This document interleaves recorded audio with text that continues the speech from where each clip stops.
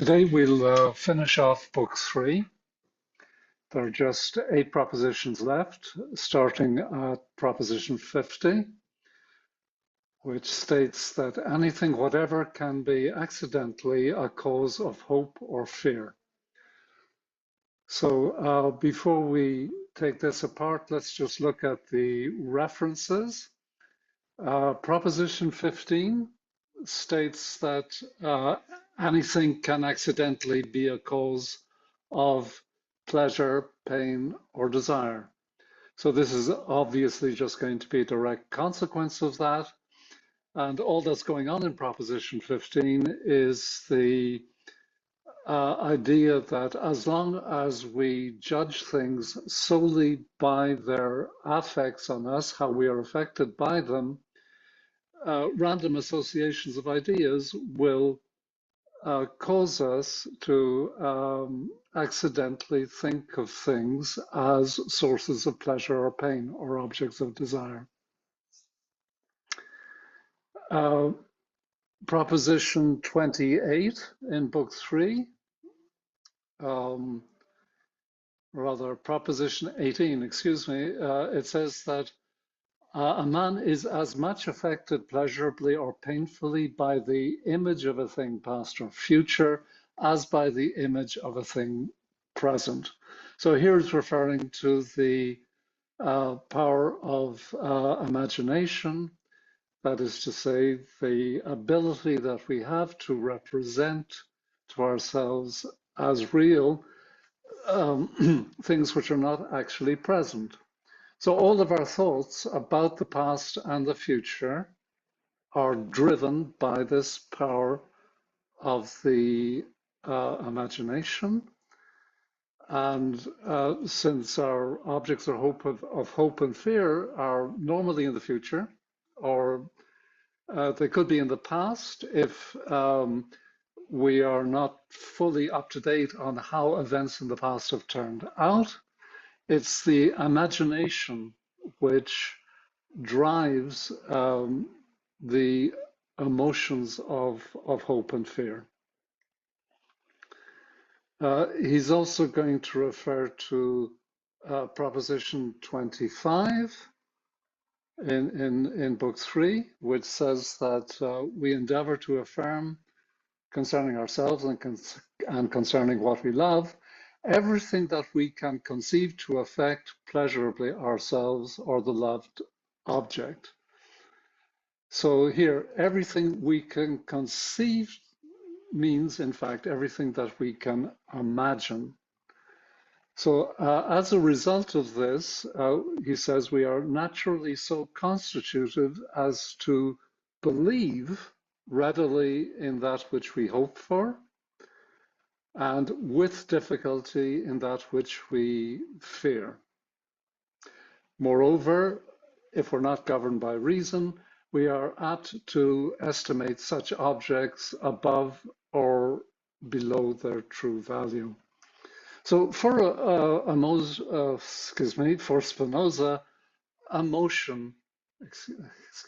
for Spinoza, imagination is a primary driver of the passions. He looks on it, it seems to me, as a sort of two-edged sword. In order to bring about the things that we desire, we need to be able to imagine how things in the future could be different from things in the present. But it's very easy for us, and here Spinoza, I think, would say is where we go wrong. It's very easy for us to imagine how things in the present might conceivably be different from how they actually are. And this, for Spinoza, is a root source of our suffering. If we are ignorant of the causal history which is responsible for our present circumstances, we can easily imagine how things in the past might have been different. and how things in the present would consequently be different from what they actually are. But for Spinoza, nothing in nature is contingent. Nothing could actually be different from what it is. This shirt that I am wearing could not have the color black, for example. This particular shirt that I'm wearing, I might have chosen to wear a black shirt this morning, but this particular shirt has no property in virtue of which it could have a different color. It's a white shirt, and that is the end of it. But this power of imagination, which enables us to imagine how things in the future could be different from what they are, is an essential ingredient for our practical reason, getting things done in life. It misleads us into believing that things as they are now could possibly be different. I'm stressing this point because this view of Spinoza, this which is called necessitarianism, is so much at odds with the uh, conventional way that we view things that it's actually possible to miss the full scope of the consequences that it has for Spinoza's philosophy. It's very radical, and it has very radical consequences, as we will see as we go on. So this is hope and fear, which he has previously described as working in tandem with each other, vacillations of hope vacillating with fear and vice versa, because of the uncertainty that is necessarily entailed when we imagine things rather than know them. Um, this is responsible for what he calls good and evil omens, and more generally for, I think, in Spinoza's mind, all religious ritual and belief. He would group all of these things under the heading of superstition. Uh, Moving on, he now lists the different ways that people can respond passively or emotionally to one and the same object, or to a given object at different times, depending on the state of our emotions. The references here in the proof are to the early part of book 2, where he describes his understanding of the physics of bodies, how simple bodies are made up of, how composite bodies such as ourselves are made up of simpler bodies. And as a result of this composite nature of ours, different parts of us can be affected in different ways by one and the same object, or as a result of our change of state, a given object can affect us in different ways at different times. So he uses this phenomenon to explain various emotions, such as how we judge another person to be intrepid if he despises an evil which I am accustomed to fear, or if he is not restrained by the fear of an evil which is sufficient to restrain me, I shall call him daring. Similarly, I shall call him cowardly if his desire is restrained by fear of an evil which doesn't intimidate me. So, and in like manner, everyone will pass judgment. So what's going on here is that a man often judges things solely by his emotions, and his evaluation of things could be purely imaginary. Um, he takes this opportunity to introduce the emotion of repentance. If a So he says that a man may at one time be affected with pleasure by his own actions and at another time with pain. Um, so he sees himself as the cause of pleasure in one case and the cause of pain in another. When he sees himself as a cause of pain, he experiences repentance. When he approves of his own actions, he experiences self-complacency, which is previously defined. And he adds that these emotions will be all the more intense because we believe ourselves to be free, because we have free will, or so we think. He We'll return to that. He has a few more things to say about this self-approval and humility, a few propositions from now. So we will return to this. Next, he moves on to wonder. This proposition 52 is so clumsily worded that I'm not going to try to tease it apart. What he means by wonder is just a situation where the mind is drawn up short by a circumstance that it encounters, which it is unable to comprehend by drawing on its memories of previous experience. It's not so much an emotion as a situation where the mind is arrested by an entirely novel circumstance. And there are several variations of this that he identifies by name. If the wonder is provoked by an object of fear, he will call that consternation. Okay, wonder at an evil keeps a man so engrossed in the simple contemplation thereof that he has no power to think of anything else whereby he might avoid the evil. So it's quite easy then to color this phenomenon of wonder with different emotions, giving rise to things like veneration or horror or devotion. And he says that in this manner we shall be able to deduce more emotions than those which have obtained names in ordinary speech.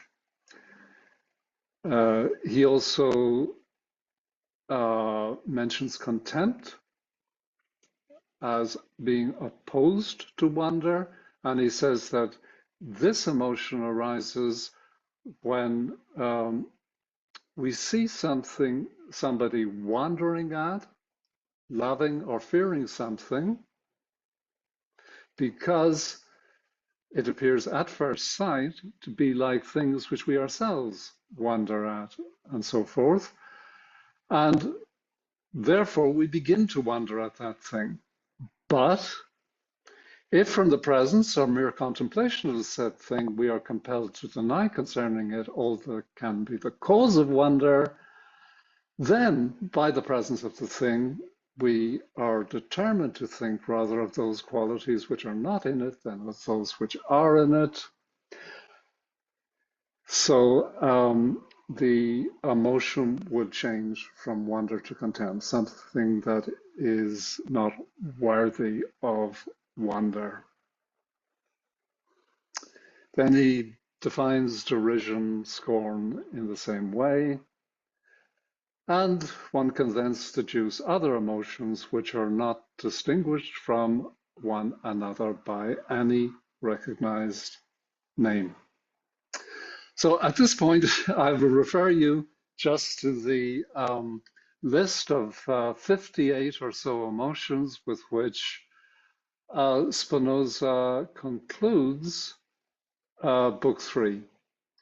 Just like in Book 1, he departs from the geometrical method and gives us an appendix written in ordinary language, very easy to read.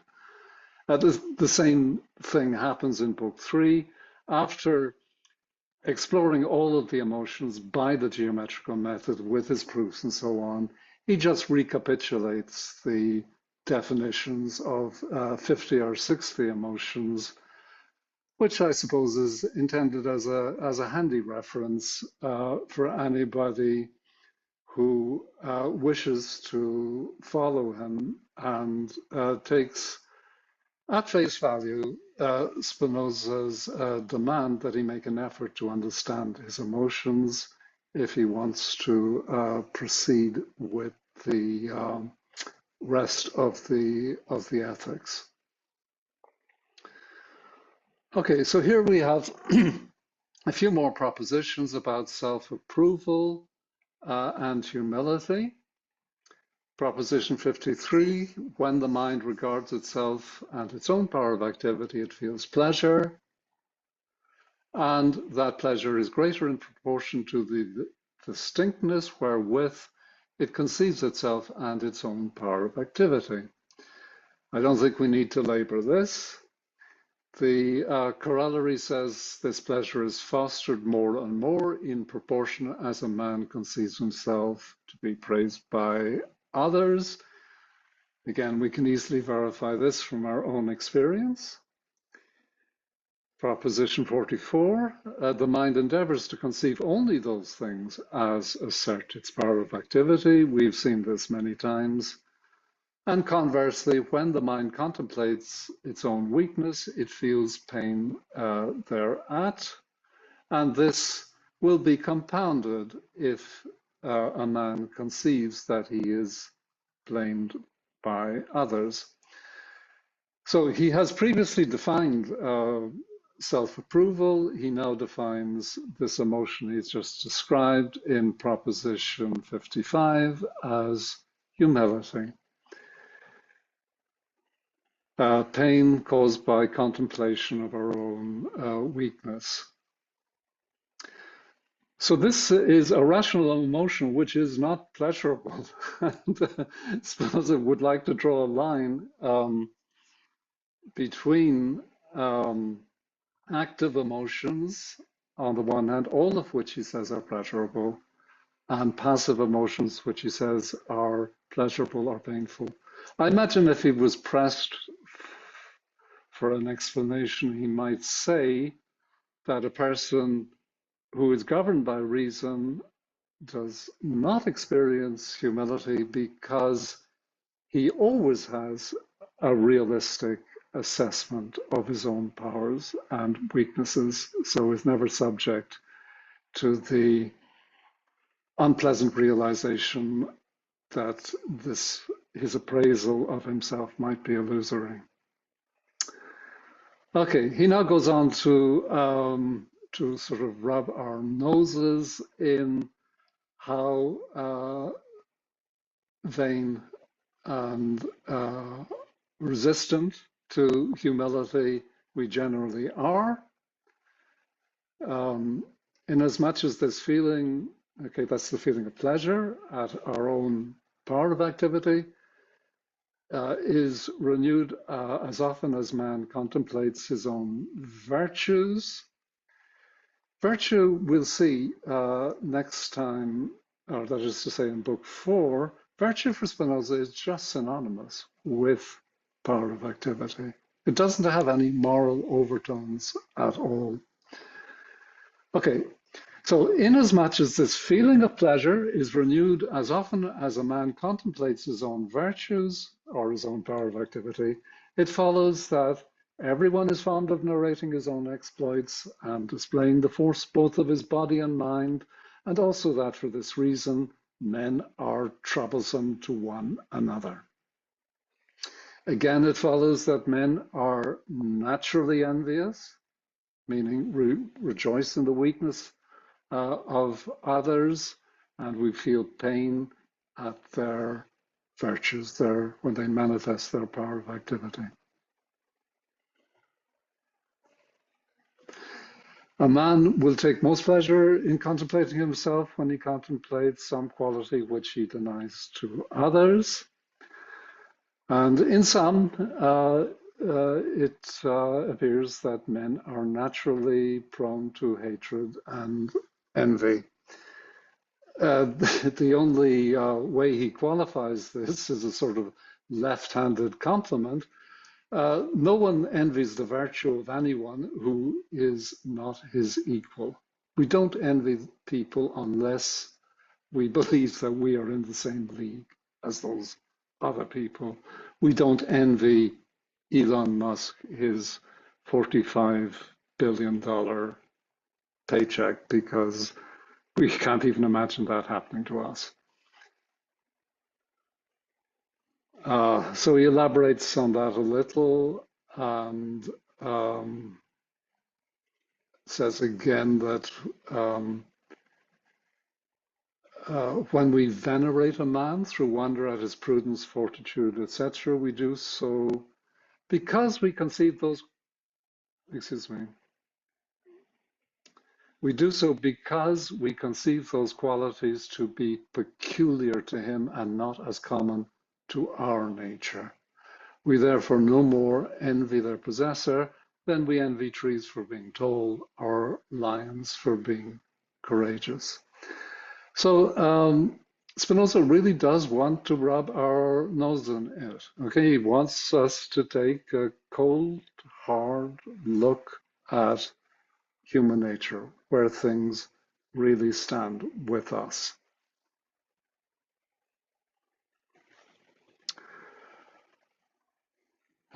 Proposition 56, he goes on to say that there are as many kinds of pleasure, of pain, of desire, and every emotion compounded of these, such as vacillations of spirit, or derived from these, such as love, hatred, hope, fear, etc., as there are kinds of objects whereby we are affected. I don't think it's really necessary to spell this out, but he goes and identifies certain obsessive types of love and distinguishes them by names like luxury, drunkenness, lust, avarice, and ambition. Pretty much the seven deadly sins. As I say, go look at the general appendix to book 3 if you want to go over these nuances in detail. But he says it is sufficient for our purpose, which is to determine the strength of the emotions and the mind's power over them, to have a general definition of each emotion. One more proposition in this vein. Any emotion of a given individual differs from the emotion of another individual only insofar as the essence of one individual differs from the essence of another. So the quality of our emotions depends not only on the objects of our loves and hate, but also on our own nature. And he says, hence it follows that the emotions of the animals, which are called irrational, for after learning the origin of the mind, we cannot doubt that brutes feel, only differ from man's emotion to the extent that brute nature differs from human nature. And in fact, most of Spinoza's account of the emotions extends to, obviously, I think, to animals. And for Spinoza, man is an animal, which is distinguished from the other animals in, relatively small number of respects. With regard to our emotions, it's clear that our powers of imagination are much richer. Um, it's clear that we have self-conscious emotions like shame, guilt, humility, whatever, that other animals don't experience. And I think perhaps the really distinguishing mark in Spinoza's mind is the fact that we are social animals to a much, much higher degree than any other species. And the only other thing that would, I think, distinguish us from other animals in Spinoza's mind is that we have, at least potentially, the power of reason, which is to say, the power to understand our emotions. Finally, there are two propositions in Book 3 dealing with the active emotions. Okay, up to now he's been talking only about the passive emotions. So let me take a minute or two just to supply the context here. The an emotion is a disturbance or a modification of the body accompanied by the idea of a cause. And that idea may be adequate or inadequate, and Spinoza would classify the emotion as active or passive, depending on whether or not the idea is that we have of the emotion is adequate. This word adequate, remember that Spinoza says at the beginning of Book 3 that we are the adequate cause of an event if the event can be understood through our nature alone. Okay, something that we do rather than something that is done to us. And he also has the notion of an adequate idea. Uh,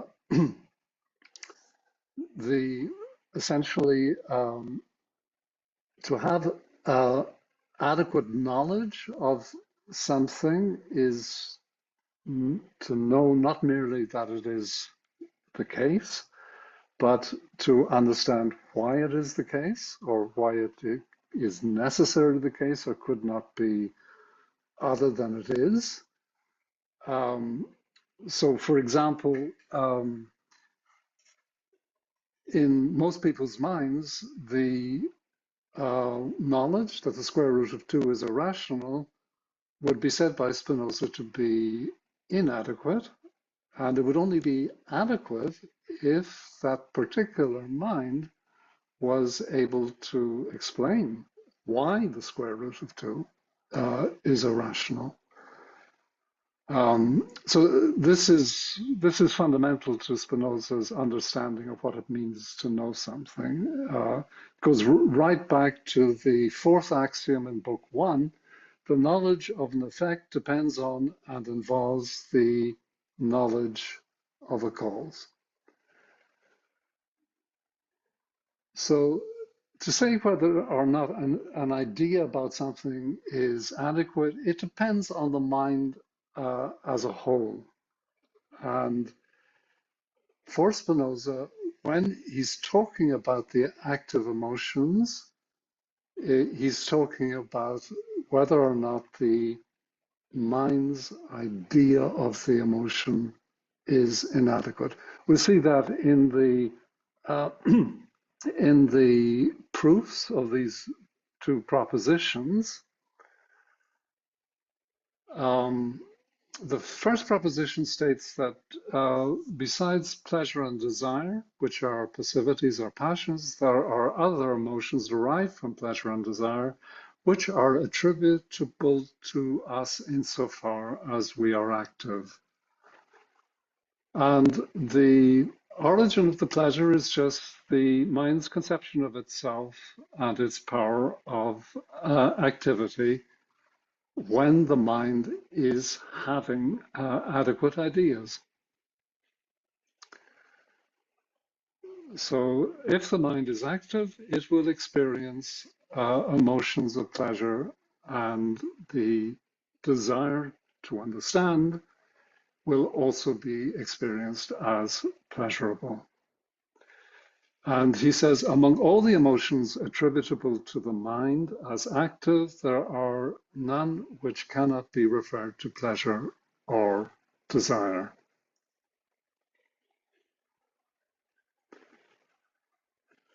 So the important point to bear in mind for book 4 is that active emotions refer to the mind's adequate ideas. It's clear that we have a much greater power to um, change our understanding of things than we do to have to change our physical circumstances.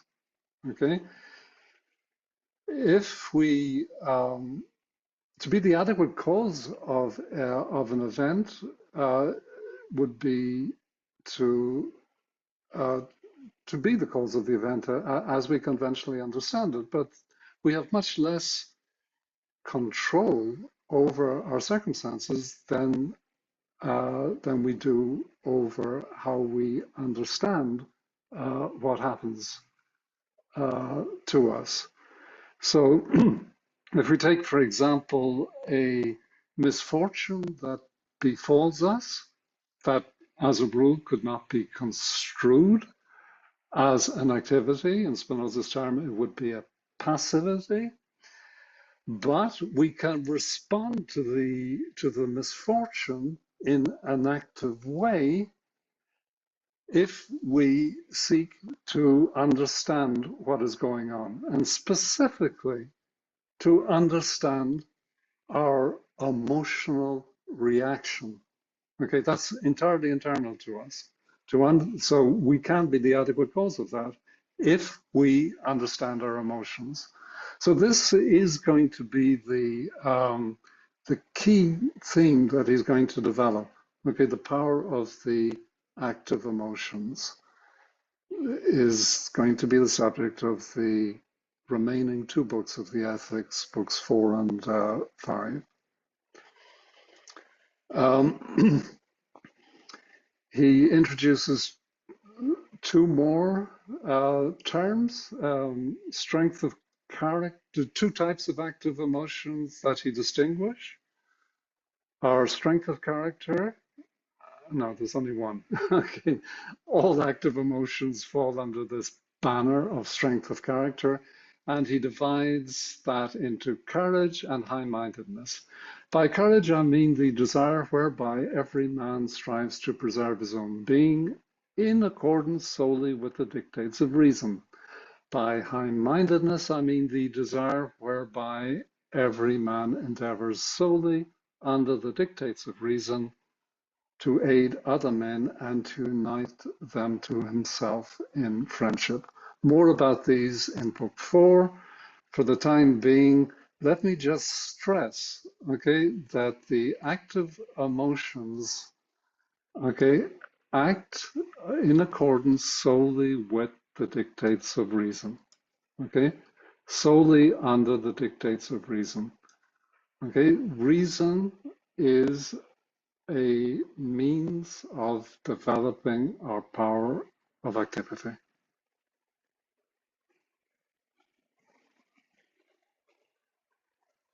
Okay, this brings us to the end of book 3. So just to sum up, he's taken us on a tour of our passive emotions and listed many different mechanisms which govern them if the mind is completely devoid of the power of reason. So the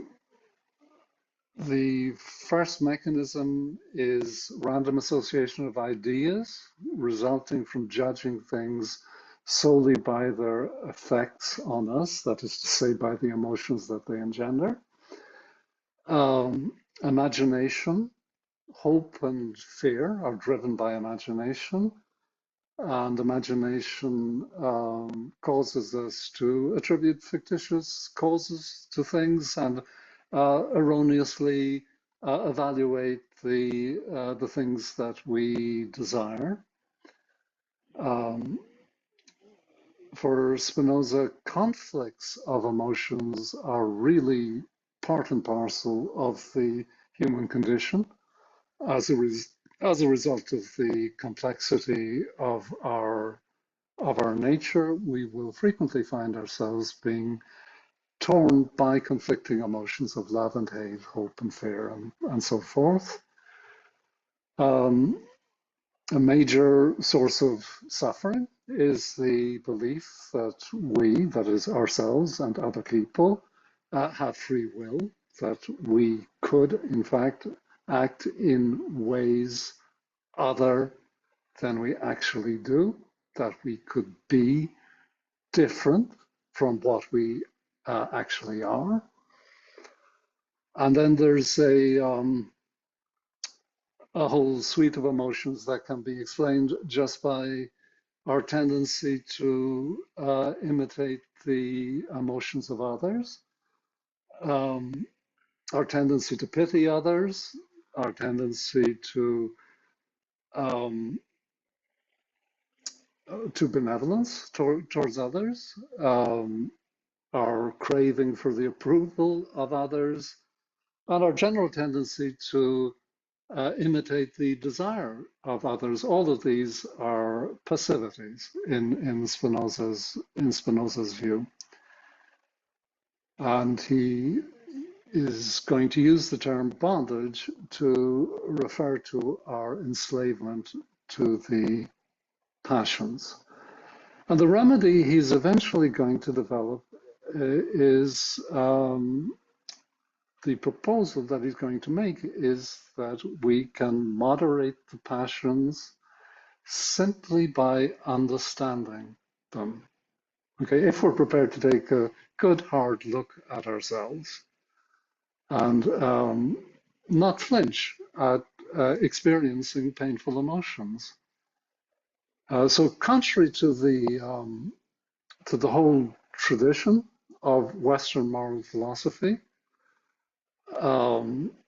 Spinoza is saying that the way to moderate the passions is not by fighting them or curbing them or restraining them through an exercise of freedom of the will, so-called, but simply to understand them. This is, of course, an extremely radical point of view. So radical, in fact, that I can't think of anything in mainstream philosophy that echoes it.